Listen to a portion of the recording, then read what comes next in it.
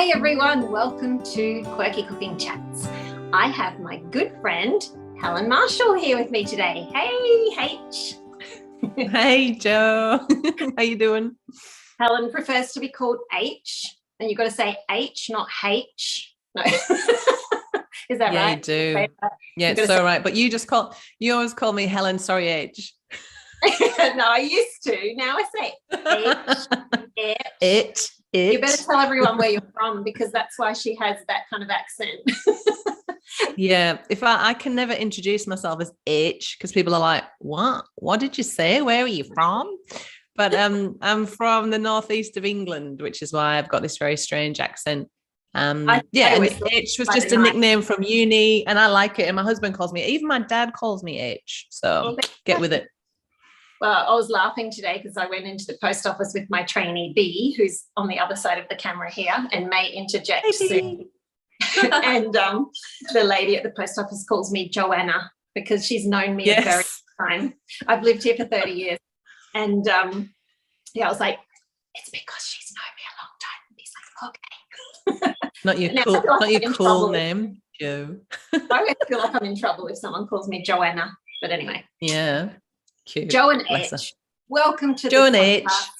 We're just having a chat about being a woman in business, and I've got some great questions for H.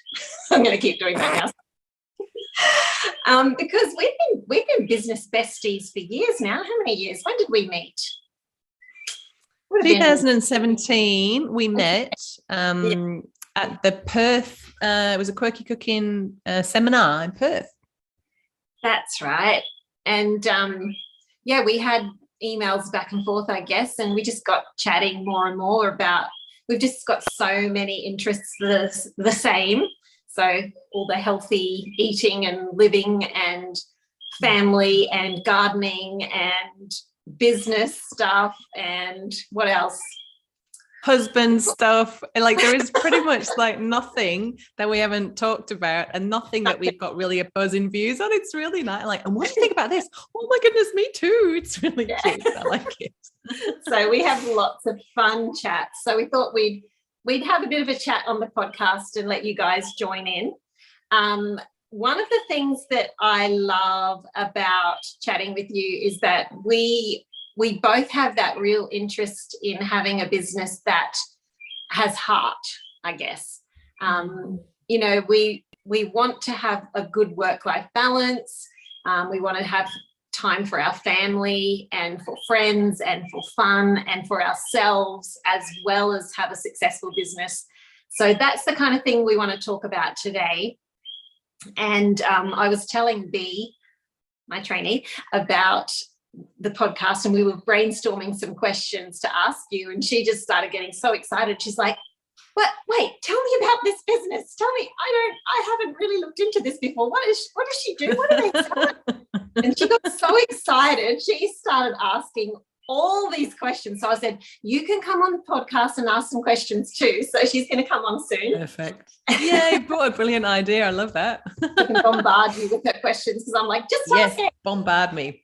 Yes. So first of all, I want to have a bit of a behind the scenes chat, because I think, it's really nice to get to know the person behind the business. I find it, I don't know about you, but I find it super boring following anyone on social media that is just a business. I want to know a bit of a story behind the product and a story behind why you do what you do. And I want to see a bit of real life behind what you do, because that's the heart of the business. So can you tell us a bit about your story and, maybe why you came to Australia and how your health journey progressed and what happened to get you started on this path in life? Wow, that's a big chunky question, but I agree with you, Joe. I love the behind it, like looking at stories on Instagram. For me is so much more interesting than just looking at people's tiles. I'm the same as you. Want to know what are they doing and what are they having for dinner, and I love all of that. Like you, I love your stories for that total reason. But I came to Australia 2003 because I had a house and a boyfriend and a job, a couple of cats in England, and I don't know. I just thought, is this it? Just thought there's something else somewhere, just a kind of knowing that there was a life for me somewhere else. So I packed my bag, went backpacking by myself, pretty scary on my own. And I kind of went backwards. Instead of following the sun, I went backwards because one of my friends that I knew had done a lap and she was coming back the other way. So I said, oh, well, that's good to know someone to meet, in your first stop. So I was going to Hong Kong, total unknown territory for me. And so I met her and stayed with a friend from uni. And that's where I met my husband, Mike, because he was playing rugby in the winter. And that's how we got together there. And we met there. And then when I came to Australia, I don't know, I just, went to Perth because it was going to keep my miles down instead of flying to Sydney. I thought I'll just get into Perth and who wants to go to Perth and just get to Sydney as soon as possible. Anyway, I got to Perth, my feet on the ground in Perth. And I was like, oh, this is where I'm meant to be. I'm meant to be here. So yeah, fast forward, 19 years, here we still are. And we've gone a little bit further south because my husband's from New Zealand, I'm from the UK. And we just had that really quick question like, well, should we live in England or the UK? Well, we don't want to, favor one country or the other. So we'll just stay here. Like that was the extent. The extent of the conversation. You don't want to favor one, don't want to upset anybody. So now we went a few hours more south of Perth. So we're like on the south coast of Western Australia now, and I love it. 100 acres of bush. It's beautiful. It's I love your now. Of the place that you swim in the channel there, although it must be freezing. It's not. It's warm. It's warmer because it's freezing here. It's like 15 degrees. I don't know. The water's warmer than that. It's not as bad as you think. Okay, I thought you were very brave. It's good for you. I know. At least tells me all the time. Yeah. But yeah, it's just always interesting to hear about how people sort of got started on their journey. So were you always into healthy eating? Yeah, always. Like really, my parents are like the rest of the family calls them cranks because they've always been, healthy in cooking everything from scratch. My mum worked full time, but she'd start the tea, we call it. She'd start the tea on a morning before she went to work, and then my dad worked shifts, and he'd get in, and he'd finish the tea off. So it was always like a nice family, effort, and there was always a beautiful home cooked meal every night. We had to sit around the table together. Because my mum said the family that eats together stays together. And it's true. We're all still really, really close. And yeah, so I've always had that, mum and dad were always at the gym or doing yoga or out on a bike or hiking in the hills in the UK. So they've always been really positive role models to me who've never gone for any kind of like fad that came along, whether it was the low fat fad or, everyone was buying margarine, but mum and dad still kept on buying butter. And I was saying to them, you're going to block your arteries and you're going to die. But they were like, whatever. And now they were right, and now they're in their 70s, they're lean. They've got a real like curiosity for life. And, so I think that, just sticking to what we really do well on, meat and veg and good fats is key, and they're living evidence of that, which is good to see. But yeah, I got into fitness in a big way. So we had to do, because I wasn't very sporty at school. And so I had to do the Duke of Edinburgh's award scheme, which is like something that you can do if you're not really sporty. And one of the things we had to do some kind of physical activity. So I started to do aerobics, right? Because that ticked the box and I loved it. Didn't you teach it? Yeah, I ended up teaching it at the age of 14. I was a teacher. And so, yeah, it didn't matter about qualifications, insurance and stuff back then. You could just teach it. Put on a good tape. Some Pat Benatar. Bon Jovi. Yeah. And it was great. And I was getting, £8 an hour, which was like so much money for someone who was 14. And then it morphed into working into gyms, morphed into doing a degree in the leisure industry.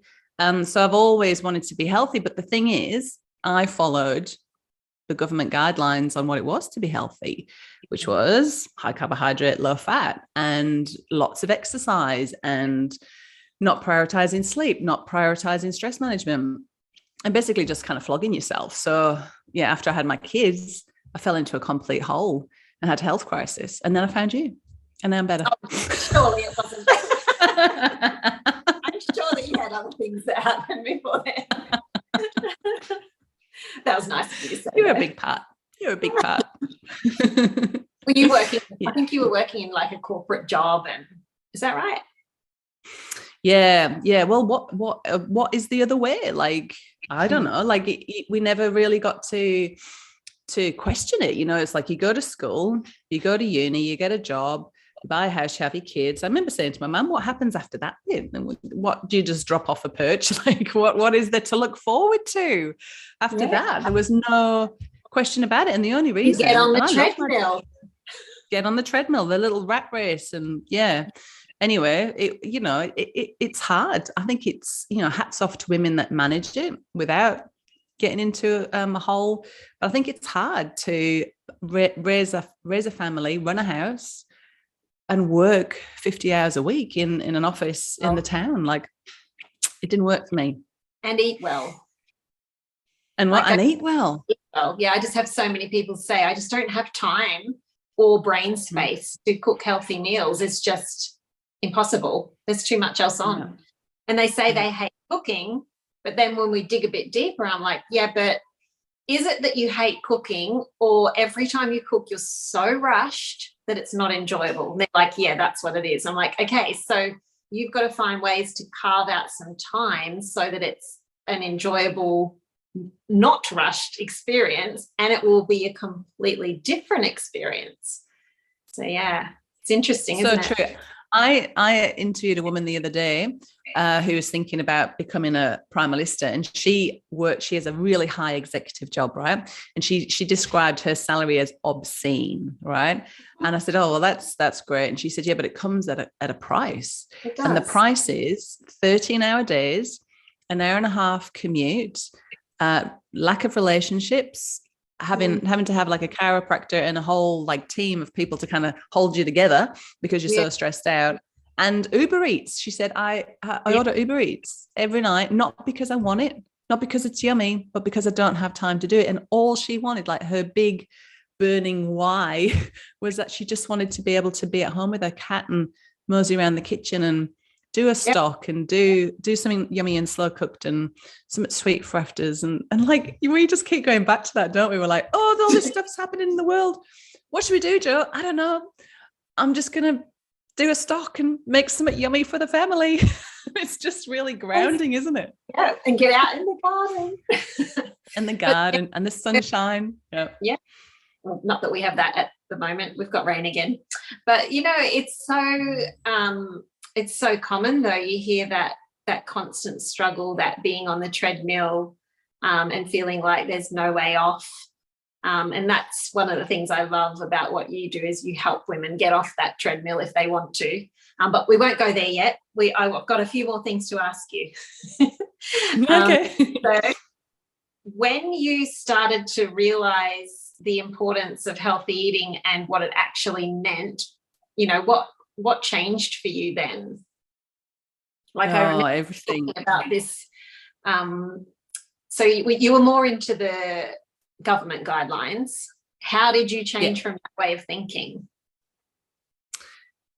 Oh, well, it was pretty straightforward. I mean, I was just like a victim of the food pyramid, just grains and grains, like for everything, and but I was healthy. Like we didn't eat fast food, and I cooked everything from scratch. It was just the wrong ingredients. That's all, like somewhere along the line. Like I remember my mum doing stocks, we'd have a chicken and then she'd do a stock, but somewhere in that generation that went, and we had these stock cubes, and that was much easier. But it's all just complete MSG and rubbish. So for me, it just changed in terms of just getting rid of gluten. That was the biggest thing for me. It seems to be for people. I know you're more of a dairy person. Like that was your big thing. For me gluten too. As well. They kind of go hand in hand, don't they? Gluten and dairy. They're the two big ones to just have a crack at getting rid of. So yeah, just getting rid of that was really big for me. And once you start looking at gluten-free, the first thing, like I didn't realize, gluten's in bread, but what was it doing in low-fat ice cream? Yeah. It's in everything to make you want it more, right? Why was I eating low-fat ice cream? That was a problem. but just getting rid of all of that and just crowding it out with meat and veg,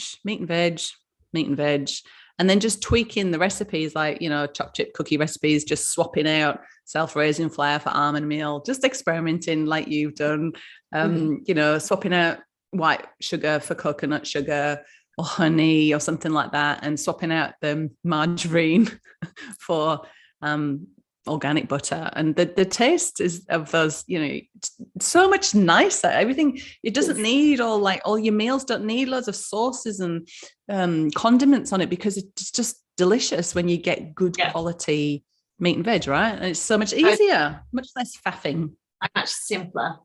Yeah. So how did that wake up with your health changes and your diet changes? How did that segue into a business? Like, what happened in between? Well, that's a good bit. So I was a mum, so I'd given up my corporate job as a recruiter. So as a recruiter, I was working with accounting support staff, which are majority women, right? And so I'd spend speaking 10 hours a week to women who were coming in for an interview with me, telling me what they were looking for. And they'd have kids, right? And they'd say, look, I want something that could work around the family, but there's no jobs out there, Jo, that are, 9:30 till 2:30 with 10 weeks annual leave. Like, it's just, it's not out there. And then you'd see financial directors coming in, like really super qualified women, and they'd say, oh, I've taken this time out of the workforce to raise my family, and now I want to come back in. But they had to come back in at like support level, because they weren't seen as, up there anymore, which I just thought it was like absolutely crazy. So I'd quit my corporate job, I had my babies, and I thought that was it. We were just living in the country, and I just thought, it was all about budgeting and, making dinner, and that was it. And then when I had my health transformation, I thought, I really want to help other people. You get to this point, don't you? Where when you're sick, you really got to focus on yourself. And it's not selfish. Like, there's no other way that you can do it. You have to focus on yourself. Then you start to get better, and then you want to share it with everyone else. It's like self-transcendence. You like just want to tell everyone about it. And so I qualified as a health coach and started coaching women locally and group programs online.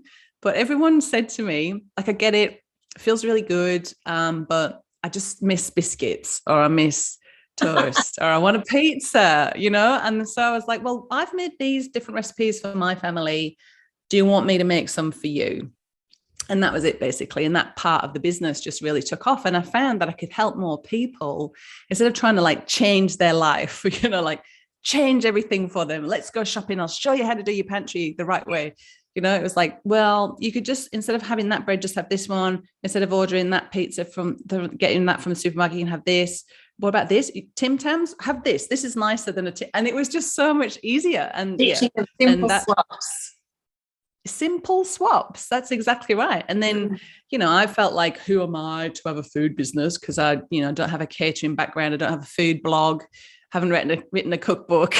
It's just a random mum with some good recipes. And so I was just like doing it quietly. But then I got encouraged by a farmer to have a stall at the market. He said, come on, you've got to come and share your stuff there. More people need to find out about this. And then the local pizza guy, Massimo, gave me a ring, said, hey, I want your paleo pizza bases at my pizza shop. And cool. Then the health food shop rang, and then the cafes rang, and then people from over east were ringing, and it just kind of went from there. So it was really cool. It just happened by itself. It did. That's how the start, just boom.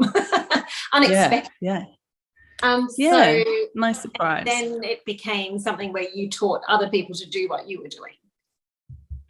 Yeah, well, so I was baking from home, and then when you're working on your health, it's a personal growth thing, right?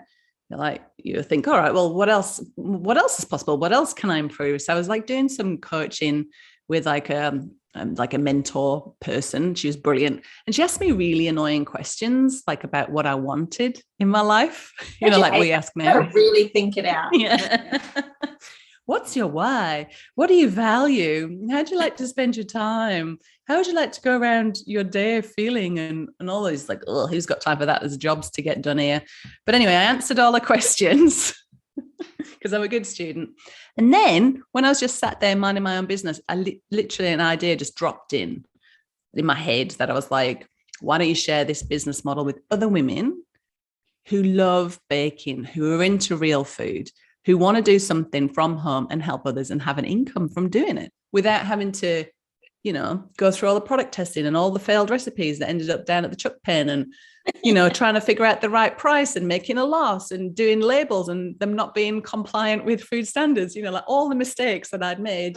Why didn't I just give it to them? And then we could be like this like network and like a sisterhood, and we could have each other's back and support each other. And yeah, anyway. And that's what I did. I love it. So fun. I love it. I think you need to come over here and ask your questions, because I'm just looking at B wrote down all these questions, and I'm like, oh, she was sending me all these questions, texting me, and I was like, you're just going to have to ask H. So she's going to have to. Okay. Hang on, I'll move over. Come on, B. Come on, B. Sorry, guys. Don't be shy. Don't be shy. Is B, my trainee. B. She's doing be the trainee. Business traineeship, whoopsie. And so she loves talking about business. She's reading a book that you will really approve of at the moment. What's it called? It's called Sell Like Crazy by Sabri. Someone too. She's got it. I knew she'd have it. There it is. That's it. I was reading like the first chapter. She's like, Joe, this will be so good for you. I'm like, well, you learn it for me. Joe needs to read this. It's so good. It's so good.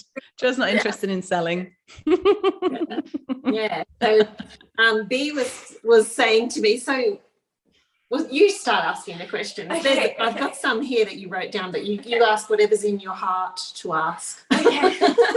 So Joe was telling me all about a couple of things about being a primal lister, and I was like, oh my goodness, I need this. I need to become one of these people. Like, I love cooking from home, and like I do that for my family already. I'm like, for my husband, and I'm like, wow, I could earn money for doing the thing I love to do. Like, this is great.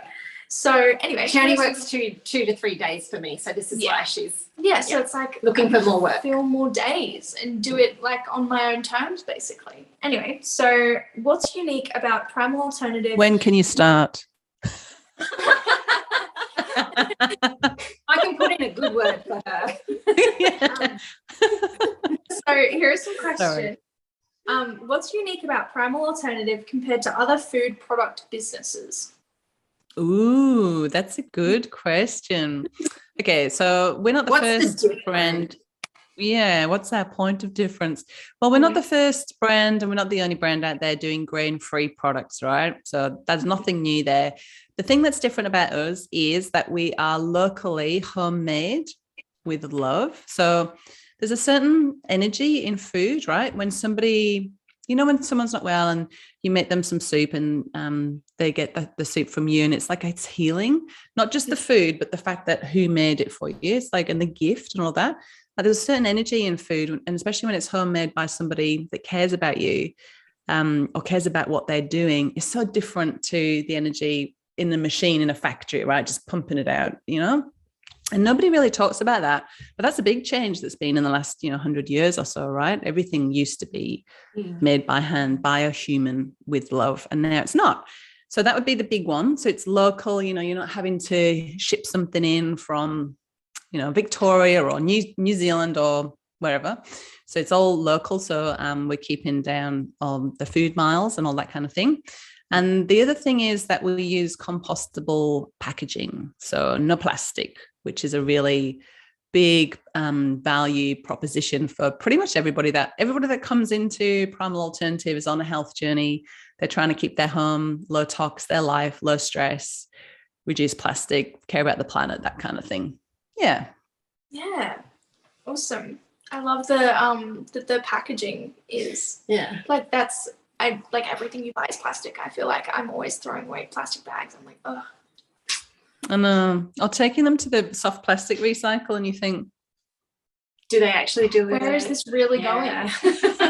And is it really good? Like, what sort of resources do we have to actually get to recycle it? I don't know. Like, I think recycling is going to be a dirty word in a few years' time. Maybe so. Okay. So can you explain what a Primalista does in a nutshell? Like, as a job, what do they do? Okay, so basically, Primalista is a primal alternative producer. So they bake and sell the primal alternative range. We've got breads, pizza bases, cookies, wraps, pastry with Jo Whitton from Quirky Cooking, packet mixes, granolas, and a brownie mix with Alex from Low Tox Life as well. What's that? I'm kidding. I said it's very dangerous, that brownie mix.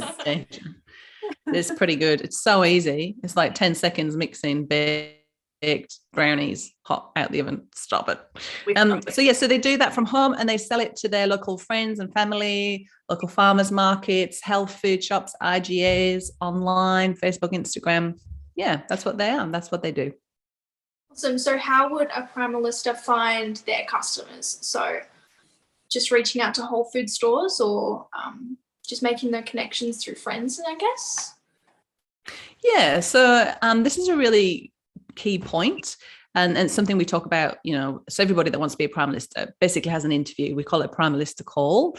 And we go through like, where are you going to sell your products to? Because it's one thing to like baking, right? But you've also got to get orders to make it turn your hobby into a business, right?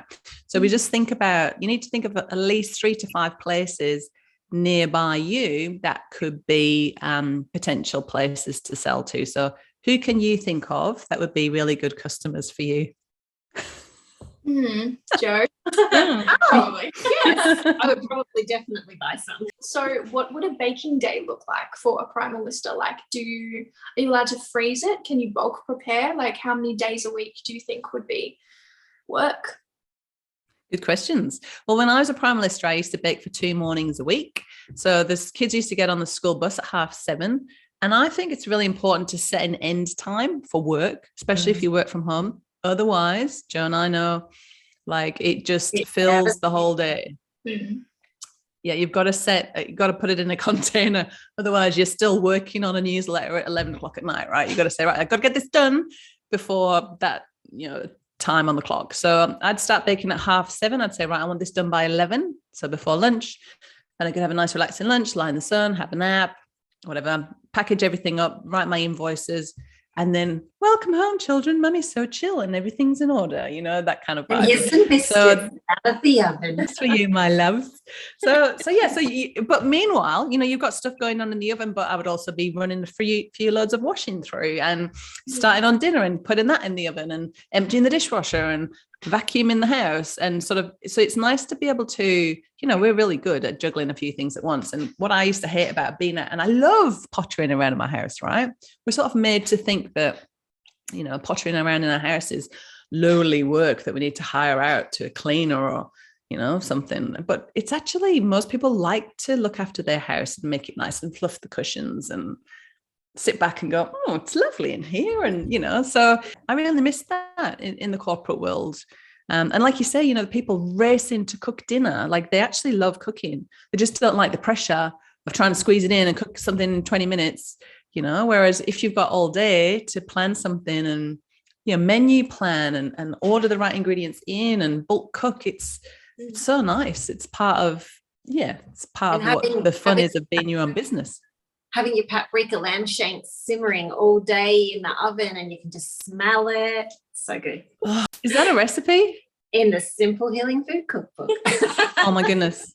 Right, that's going in my menu planning for next week. So I've got a freezer full of lamb shanks. I'm like, what do I do with these things? Yeah, you need to make that. My friend is a massage therapist and she puts it on in a slow cooker in the morning and then her clients come to her house and she gets so many questions about what are you making? So I'm going to make that. I have the cookbook there for you to sell. Wasn't the delivery? Yeah, you should. That's a good idea. Actually, I did. I had a guy knock on the door. He was selling solar panels. And he knocked on the door and I had it simmering in the oven or something. And he starts asking me questions about the solar panels. And he's like, can I just ask what you have cooking? Oh, wow. We had this big discussion about my cookbook and what I do. And he wrote down the name so he could go look it up. And it was so funny. Did you say, here's a signed copy?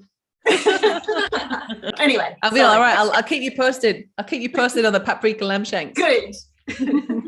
Okay. What type of items / training does a Primalista get when they pay that initial cost to become a Primalista?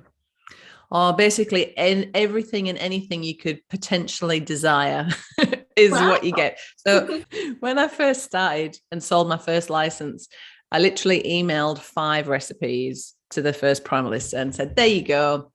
Good luck, sort of thing. You know, and that was it, right? And that was $5,000 back then, right? And then, you know, plus GST, it's the same price now. You know, it's a really good deal. But now it's like 6 years on, so we've got, you know, professionally taken photos, so you can just, you know, start your Instagram page and just look so good. We've got all the fully designed labels, brochures, marketing, any marketing material you could possibly want, like your banners for your farmers markets and info on how to set up a market stall to make it look good. And, you know, 33 different products now, and the recipes for those, videos of me from my kitchen to yours showing you how to do them.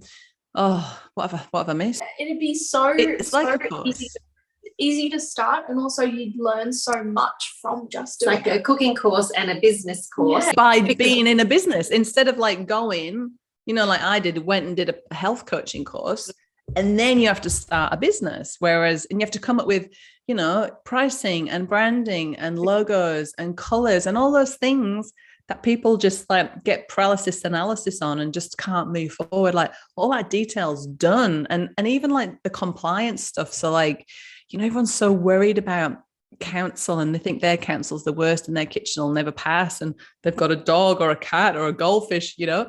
Whereas we've got a really awesome food safety program that just basically the EHO, the environmental health officer, can just go, oh, tick, tick, tick, tick, tick. This person knows what they're doing, which is really good as well. Wow. Proud of that. Very easy. I was like, there was like in my brain, I was like, oh, but what if, but this just sounds so easy to start. Okay, good. So how long on average would you say it would take a Primalista to earn back that $5,000, that initial cost, like until you're in the green? Good. Yeah. Well, pretty soon. Yeah, she is. She's definitely doing a business course, isn't she? She's thinking about ROIs. Yeah, very good. So she's got a good teacher. Yeah, it's good. That's good. So it depends, right, on how big you want your business to be. And as a Primalista, you can, you know, I've got Primalistas who work full time and they bake one day every 3 weeks. I've got people who do it full time, but most people do it like, you know, 1 to 3 days a week and in conjunction with something else. So on average, Primalistas are earning anything between 1,500 to 5,500 a month. So it depends on how much, you know, it's like you get out what you put in. So, but to give you an idea, like in terms of how much you earn, so say if you did $1,000 of sales, about half of that would be gross profit to you. Wow. So where would you buy your ingredients from, and the packaging as well? So we've got a really cool preferred supplier for our packaging, good old Jeff, the cellophane bag company. So we'll give you his contact. He gives us a Primalista bulk buying discount. So it's kind of cool that, you know, we do it together like a cooperative. So you'll get all the contacts for that. And then depends where you are in the country, like the best places to get your bulk ingredients from. But you wouldn't be going like to the health food shop and buying almond meal at $40 a kilo, right? You'd be getting wholesale accounts with your ABN. We show you where to click the button to get your ABN. So you're getting good deals and buying at the wholesale price. We give you all that information too. Awesome. Well, that's all the questions I have. They're all answered. Well done. That was good. That was good, B. Good questions. I have more questions for you. Hang on. I want to know, what's the most important lesson you've learned over the years through Primal Alternative? Is that a hard one? That's a good one. Yeah. Okay. Right. The most important lesson learned is probably nothing others do is because of you. That's a good one. Right. And you can't please all the people all the time. You know, it's like you just need to show you. In the beginning, I used to take everything because I'm really, you know, I'm doing a thing. a nice person, right? Just want to Yes. genuine intention, to just get out there and really, really want to help people have a business and really want to help people eat healthy. So if someone says, oh, they take it something I've done the wrong way or something, I used to take it so personally and get so upset because I wanted everyone happy, but you can't, like, nothing others do is because of you. That's it's a good one to remember, because you can take things quite personally, and that's why it's really nice to have a business bestie like I do in you, Jo, so we can go, oh, and when you're like the main person in the company, you've kind of always got to be holding it all together, and yes. So it's really nice to be able to to have like an accountability buddy or someone you can just, who gets it. Like, my bestie in town, love her to bits. She's dead supportive, but she hasn't got a clue what's involved with running an online food business and a brand and the wellness space. And she doesn't know who Cindy O'Meara is and Marcus Pierce and Helen Patterson. Has no idea. And so it's nice to be able to have that friend that can, that gets it, that you can go and work through stuff, because it's not all rainbows and unicorns, is it, Jo? It's like, and it's challenging and it stretches us. And sometimes we just want to curl in a ball in a dark room and never come out again. That's true, with a blankie and a hot chocolate. Yeah. But most of the time, like 99.9% of the time, it's wonderful and we love it.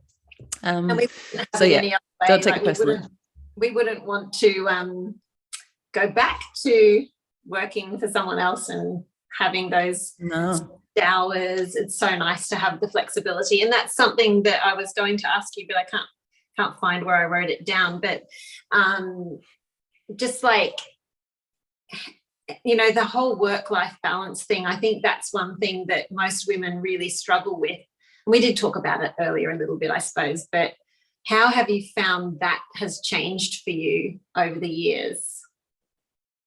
It's a really hard one, isn't it? Because we're conditioned right from going to school.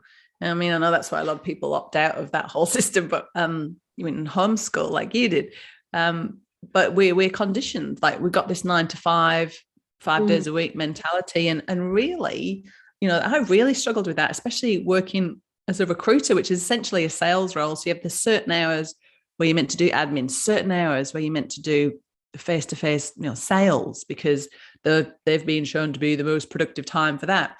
And so it's really hard to lose all of that conditioning when you don't have a boss setting those guidelines for you. And then you sort of get distracted. You think, oh, I'll just do this for my business on Instagram, and then I'm over here making a caramel slice. She knows how distracted I get. I'm always like, oh my goodness, just look at this little video of this dog.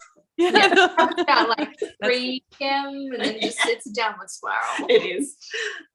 Yeah, I totally get it. It's the same here, to be honest. So for me, the best way for anything to happen in my life is, and I can't believe I'm actually admitting this, because I used to totally take the mickey out of my mum for having a routine. She's like, Thursday night was bath night, Wednesday night was quiz night. It was also like scheduled, but the routine and the schedule is where you get to maximize what you want to do. And I think as women, we're not really like workhorses like blokes. Like, I know Dave's like this, your husband might say this, I'm not sure about your husband yet, B, you'll have to tell me more information about him, but they just love being point in the right direction of work, come home, eat food, go to sleep, see family, hello wife, next day, work.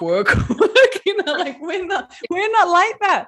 Like, Thursdays and Fridays, I'm really sociable. Mondays and Thursdays, I'm not sociable. So it's nice to be able to get your schedule in line with your natural energy flows, your cycle flows. I was going to say that there's all that too. Yeah, totally. So schedules, that's how I get it. And I just love like how you just take time out for yourself when you need it. And I've learned to do that too. But it took me a long time to get to that point, because you feel like, no, I have to be working at all times during working hours. Yes. now I've sort of learnt to, well, if my body needs to relax, then just go have a sauna or go sit in the sunshine or go for a walk or go have a cuppa with a friend if you need to do that, because you're not going to work very well when you're exhausted and feeling unwell anyway. So you may as well fit that work into a smaller amount of time when you're feeling really on top of the world and energetic. And so you and I talk about this a fair bit, that it's important to have that time to yourself as well. Oh yeah, and all of that's scheduled in, so most mornings I'll start with a workout and a sauna. It'll be like 2 hours of like stuff for me. And you think, oh God, I didn't even get to my desk till 11 o'clock. But actually I can smash out the same amount of work in a smaller period, because you're like, right, well, now I'm focused and my cup is full and I'm firing on all cylinders. You can smash as much out, it's instead of just sitting here. I find myself, if I've been here for too long, I'm just sitting here, and you go to get a link from the internet and then you're on Facebook and you're like, oh, what's happened? And then you have to watch the dog video. Yeah, I just like the dog videos. Cat videos too, yeah. Yeah. Me too. But I think that's a really good part of having your own flexible business, is being able to take that time when you need it. And so what? Can I just add to that, Jo? Like, and giving yourself like that permission, like we're always like, our self-worth is around our like productivity level. Yes. What have I achieved today? Mm-hmm. And that like pottering around the house is just like wasting time, but it's actually not. Like, I could just spend all day tinkering and pottering and just pop out into the veggie patch and just water that, and those weeds need pulling out. No, it's just, isn't it just lovely how you can just spend the time doing that? Because that's what on my bucket list. You can keep your yachts and you can keep your round the world trips. I'd rather be pottering in the garden, lying down in the sunshine with a cat. Yeah, nice. Well, not long ago I talked about this on Instagram, because I had one of those days where my brain was telling me, you've gotten nothing done, you haven't been productive, and I was like beating myself up, thinking, I'm just not getting anywhere in my business, I'm not getting things done that I want to do. And then I sat down and I made myself write out all the things that I'd done that day that were good, and it was things like sat in the sun with a cuppa, took some time to journal, drank water, had a chat with a neighbour, called a friend, and talked to a friend who needed cheering up. It was all these things that, when you look at the big picture, are more important, but we get so caught up in the busy hustle. The hustle culture. Yeah. We're like, well, that isn't important. It doesn't count. Yeah. And so just like when you write your to-do list, put those things on there and then you can tick them off and go, look, I did do something. I actually do that. I write lists on my days off. I'm like, okay, I want to do some work. So I put work, but then I also put my workout and my shower and washing my hair and making myself breakfast. You've got more things to tick off at the end of the day. Did that. But you know what it's about? It's about like having a day that's running on your priorities based on what your values are, right? And you've got to make time for that, because if you're like, well, I really want to have good health and I really want good relationships and I want to be like chilled and present and all these things that we want, right? But if you only allocate like the crappy, scrappy bits of the day to that, then you'll get crappy levels of that, whether it's if you're starting on a business and you only allocate the crappy parts of after work, when I've done that, when I've, or making dinner, like the person you were talking about, Jo, you've only given yourself that crappy bit of time, then you just crappy experience. You've got to give these things, you've got to give them the time, right? And it's not all about work. It's this whole beautiful experience of life that we've got and all the different boxes in it. It's not just about productivity and income, is it? Exactly. I love it. Well, one last question. Well, maybe two. Okay. Do you have any books or podcasts that you would recommend to people to listen to or to read Because I know that sometimes really helps me to feel like, okay, now I understand the steps I need to take to get towards that goal I have with my business or my health and lifestyle. Like, what books do you recommend or podcasts? Well, it depends what you're like. I go through phases. Like I get like a bit of a like curious about one thing. So when I was learning about paleo primal eating, then all I was listening to was like podcasts like the Primal Blueprint and things like that. And then you start to focus on business and personal development. So like one of my favorite podcasts for personal development is Mind Valley. Is a really good podcast. That's a really good one. And also Dr. DeMartini, I really like his work that he does around values and stuff. But at the moment, I'm really interested in learning about financial literacy. Like nobody taught us that at school. You know, we just kind of put on this hamster wheel to earn, just all about earning money and all about, you know, buying stuff and getting into debt, which isn't the best position to be, especially now with the interest rates going up and all of that. So now I'm really interested in that. So I'm listening to Ann Wilson, the Wealth Chef. I like it because she talks about food. She makes all those hard financial things sound like stuff that we like to talk about, which is really good. Yeah, so they're all podcasts. Is she a podcast? I think she's more of a course, and she's on Instagram, and she has YouTube, really good YouTube videos as well. But in terms of books that I really like, one of my favorite books is I'm just checking to make sure I have got it, is Chillpreneur by Denise Duffield Thomas. So that's about how to be a mum and have a business and be chill and enjoy it, and not let things just be too overwhelming. And being a woman in business, it's a really good book if you are interested in business and you're a woman. All right, I've started listening to that one. I need to keep going with it. I have so many I'm listening to at one time. I'm like that too. Every lunchtime, she's like, "Oh, that's right. I'm listening to a book. I should probably do that." Yeah, yeah. I'm like that too. It depends what you want to learn. You're just time, right? Curious. Yeah, exactly. All right. So, where can everybody find you online? And what have you, anything coming up that we should know about? Well, the best place to find everything is primalalternative.com, and on Facebook and Insta, Primal Alternative. What have I got coming up? I've got a really cool program coming up that I'm so excited about. It's called the Primalista Mentor Program. So everyone's feeling a bit worn out, right, after the last few years, and we all want to do stuff, but we kind of just got that like Siebes, can't be bothered. Oh, I want to, but it's too hard, and I'm too worried. Yeah.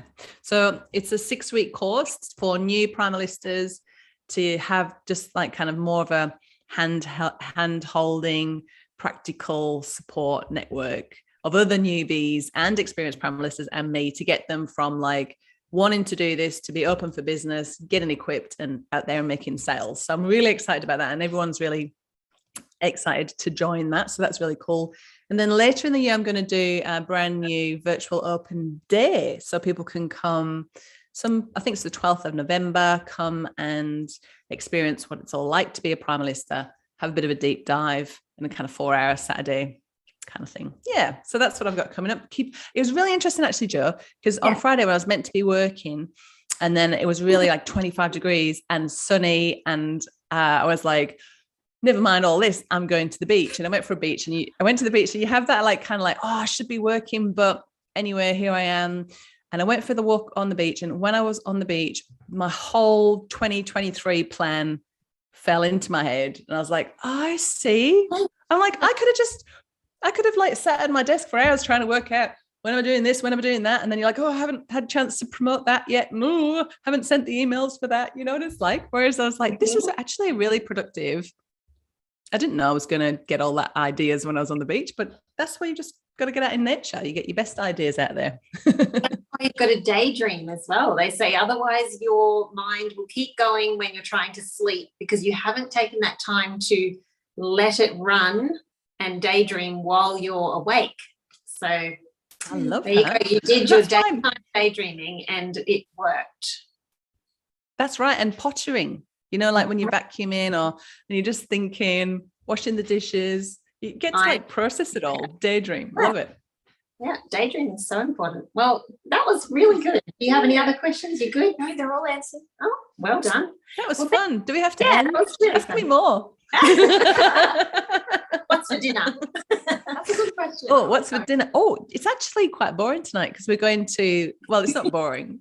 It's not a quirky cooking recipe tonight. No, we're going to delete this bit out then. No, we're going, there's a really awesome, it's called the Soupy. So it's a bit like a soup kitchen. And it's so cool in town. And it's the woman who does the markets, all the fresh veggies. She uses whatever's left from the markets on Sunday and makes a big veggie, big salad. There's also big soup. There's usually crumble and everyone gets together. It's $5. You can have as many bowls as you like. And it's just a really nice. Boring. We have this. It's so nice. It's not boring. But it means like I'm not cooking. Thing?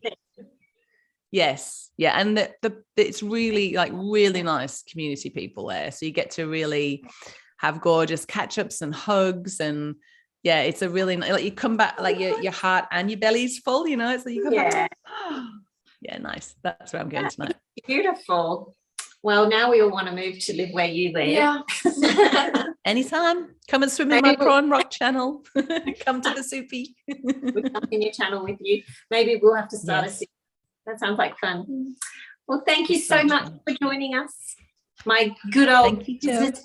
It's been great to chat face to face instead of just on Voxer. Yeah, I love our chats on Voxer though. I love them. So good. Well, thank you everyone for joining us. I hope you enjoyed that. Make sure you go and check out H's website. So just primalalternative.com.au. Yeah. Primalalternative.com. Okay, links below. Thanks, Jo. Thanks, Pete. Fun. That's okay. Thanks for answering. So much fun. Pleasure. Thanks, guys. See ya.